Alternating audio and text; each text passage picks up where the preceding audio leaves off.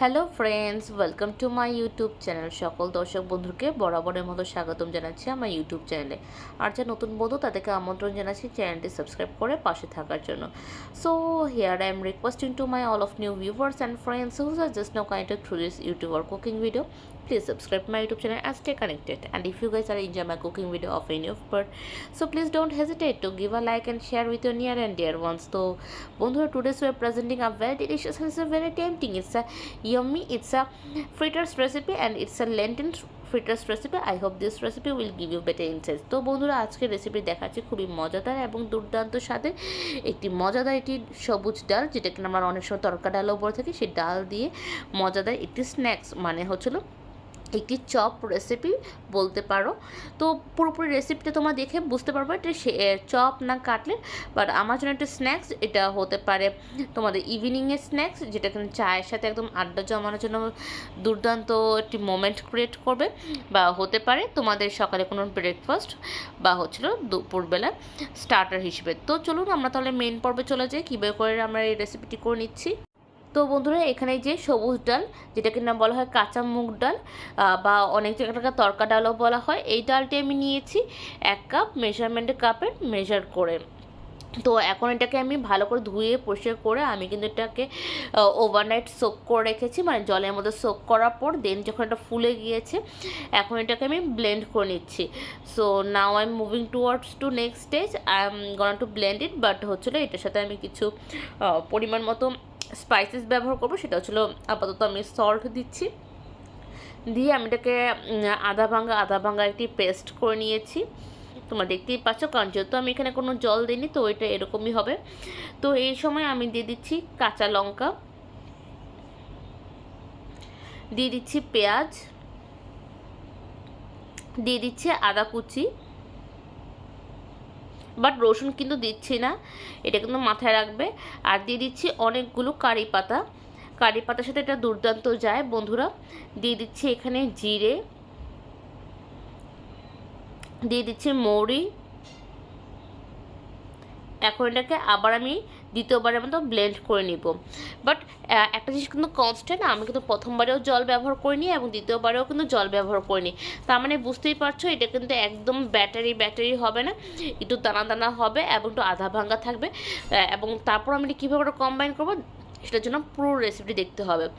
তো যেহেতু ডালটাকে দুভাবে করে আমি এটাকে ব্লেন্ড করেছি, এটা অনেকটা মিক্সড হয়ে গেছে, অনেকটা পেস্ট হয়ে গেছে। তো সমস্ত কিছু আমি অন্য একটা প্লেটে ট্রান্সফার করে নিচ্ছি। তো এভাবে করে আমি পুরো জারটা ক্লিন করে আমি এটাকে ট্রান্সফার করে নিচ্ছি। এবার নেবার পর আমি এখানে তো তোমাদেরকে দেখাচ্ছি যেটা কতটা ছাবা হয়েছে আর কতটুকু মলিন হয়েছে। তো এখানে দিয়ে দিচ্ছি আমি ধনে পাতা কুচি,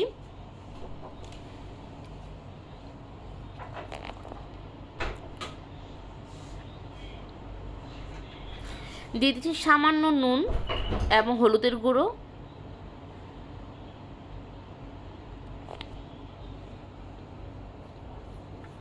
এবারটাকে ভালো করে মিক্স করে নিচ্ছি বন্ধুরা। আর এখানে আমি দিয়ে দিচ্ছি সামান্য কর্নফ্লাওয়ার দিয়ে দিচ্ছি, তোমরা চাইলে এখানে চালের গুঁড়োও দিতে পারো বন্ধুরা। এখানে আমি দিচ্ছি জাস্ট এটাকে ভালো করে আমি যখন একটা বড়া শেপ দিব, সেটা যেন সুন্দরভাবে এটা আঠালোর বা টাইট হয়ে যায়, তাই এটাকে এখানে দিয়েছি।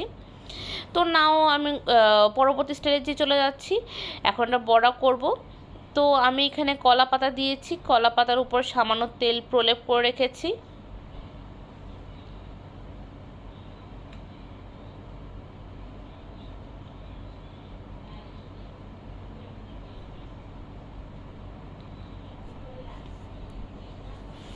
এবার আমি একটু হাতের মধ্যে হালকা করে তেল গ্রিস করে আমি এটাকে চ্যাপটা করে একটি শেপ দিয়ে দিচ্ছি বন্ধুরা।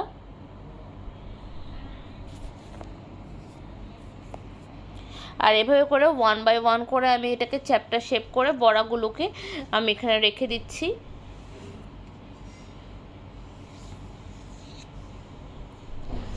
আর এই রেসিপিটা কিন্তু যতটা সহজ ঠিক ততটা টেস্টি।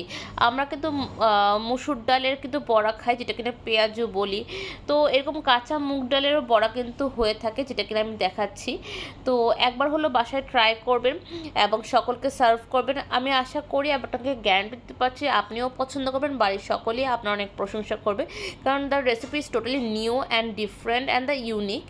তো হচ্ছে এটা ইউনিকের পরিমাণ এতটা বেশি, যেটার কারণে সবাই অ্যাকচুয়ালি অনেক অনেক পছন্দ করবে। তো এখন আমি চলে যাচ্ছি পরবর্তী স্টেজে। আমি একটি ফ্রাই প্যান নিচ্ছি। ফ্রাই প্যানটা ভালো করে গরম করে আমি সামান্য তেল দিয়ে দিচ্ছি। সামান্য তেল বলতে একদম সামান্য না, একটু মিডিয়াম রেঞ্জের তেল, যেটা কিনা একটা বড়া ভাজার জন্য যেরকমটা তেল ব্যবহৃত হয় ওরকমভাবে তেল দিয়ে দিচ্ছি। তো বন্ধুরা, তোমাদের মাথায় এখন একটা প্রশ্ন আসতে পারে, কেন আমি বড়াগুলোকে চ্যাপটা চ্যাপটা করে আমি প্লেটে কেন রাখিনি, কেন আমি কলা পাতাতে কেন উপর রেখেছি? কারণ বন্ধুরা, এটা কিন্তু ডালের বড়া, এখানে প্লেটের মধ্যে দিলে প্লেটের মধ্যে লেগে যাওয়ার সম্ভাবনা থাকে।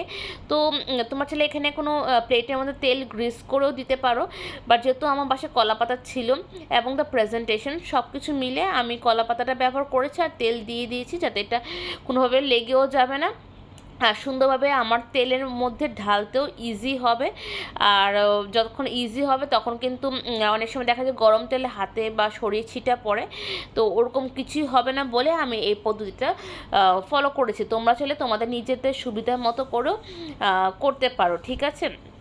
আর এখন সবাই জানো, যেহেতু আমি তেলের মধ্যে বড়াগুলো ডুবিয়ে ভাজছি, তো তোমরা সবাই জানো যে এটা কীরকম কালার হলেই এটাকে আমি উল্টাপাল্টা করে ভাজা করে নেবো। তো of course the until it's coming to the dark brown or golden brown colour, I am gonna to fry it. তো যখন দেখবো এভাবে করে দোনো সাইড হচ্ছিল সুন্দর করে একটু বাদামি রঙের বা গোল্ডেন বাদামি রঙের ভাজা হয়ে যাবে, তখন আমি এটাকে ফ্লিপ করে দিব এবং এপিট ওপিট দুপিট যখন সুন্দরভাবে ভাজা হয়ে যাবে তখন আমি এগুলোকে অন্য একটা প্লেটে ট্রান্সফার করবো। And this is how we are gonna to continue it until or unless the batter is finished. তো আমি এভাবে করে সবগুলো আমি বড়াগুলো ভেজে নেব, হুইচ ইজ কল ফ্রিটার্স।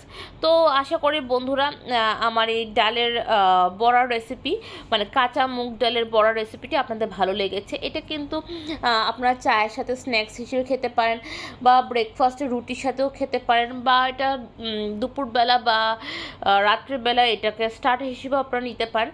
তো সর্বোপরি আমি এটাই বলতে চাচ্ছি, এই রেসিপিটা আমার অনেক প্রিয় এবং আমার খুবই ভালো লেগেছে। তো আশা করি আপনাদেরও ভালো লাগবে, এবং কার কেমন লাগলো অবশ্যই আমাদেরকে মন্তব্য সেকশন জানাবেন, কারণ আপনাদের প্রতিটি মন্তব্য আমাদেরকে উৎসাহিত করে এই পুরো চ্যানেলটি এবং ভিডিওগুলোকে কন্টিনিউ করা। তো বন্ধুরা, আজকের রেসিপিটি এখানে এতটুকু রইলো। আবার দেখা হবে অন্যটি রেসিপি নিয়ে, অন্যরকম কথোপকথন নিয়ে। ততক্ষণ পর্যন্ত তোমরা সবাই সুস্থ থেকো, ভালো থেকো এই কামনা করি। টাটা, বাবাই অ্যান্ড টেক কেয়ার।